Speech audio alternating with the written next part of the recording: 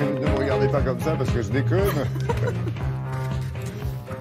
Ah oui, c'est une arrivée triomphale. Avec un petit côté rétro. Ça va tous les deux? Très bien. Bon, alors Patrice, qu'est-ce que vous avez trouvé de beau dans les mags? Eh bien, plein de couleurs, vous allez voir. C'est tout à base de photos. On va commencer par une scène de naufrage sur la Seine, le fleuve qui arrose Paris. C'est d'un étonnant réalisme. Regardez, même en collant son nez contre la photo, on peine à distinguer la supercherie. Parce qu'en fait, il s'agit là d'un trompe-l'œil intitulé Le radeau de Lampedusa, allusion bien sûr au radeau de la Méduse de Géricault. Et alors on a découvert ce trompe-l'œil en janvier 2017 aux abords de l'île de la Cité et ça sert aussi à ça, les trompe-l'œil, à attirer l'attention sur la réalité, en l'occurrence celle que vivent les réfugiés qui tentent de traverser la Méditerranée.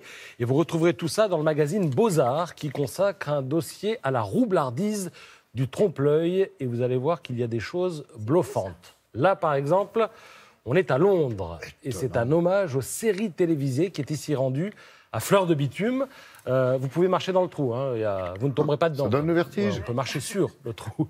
Même chose avec ce canyon abyssal où des coulées de lave vous font une haie d'honneur. C'est signé d'un artiste allemand, Edgar Müller. Alors le maître du genre restant bien sûr Banksy. Ce leurre visuel, il l'a peint sur le mur de séparation entre Israël et la Cisjordanie, du côté de Ramallah.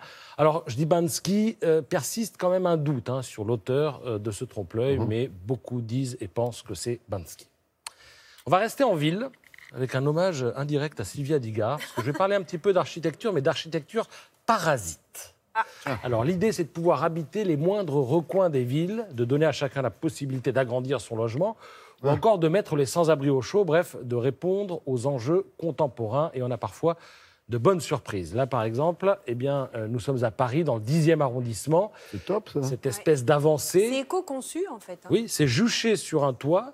C'est composé de préfabriqués, vendus 40% en dessous du tarif du marché. Donc ça, c'est un avantage pour les gens qui ont du mal à se loger. À Athènes, en ce moment, fleurissent des cabanes au perché sur les toits. Regardez, c'est à la fois urbain et écolo. On croirait une maison sur pilotis, sauf qu'en dessous, ce ne sont pas les eaux bleues du Pacifique, mais un océan de béton. Tu as une vue encore plus haute. Voilà. Et dans la série « Je colonise tous les interstices de la ville », vous avez ce projet à Moscou. Une entreprise imagine bien installer son siège entre deux bâtiments.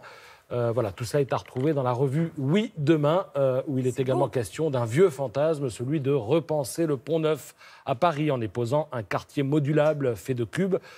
Ça peut devenir le spot, l'endroit où il faudra habiter à Paris, parce que le Pont-Neuf, c'est quand même un coin sympa.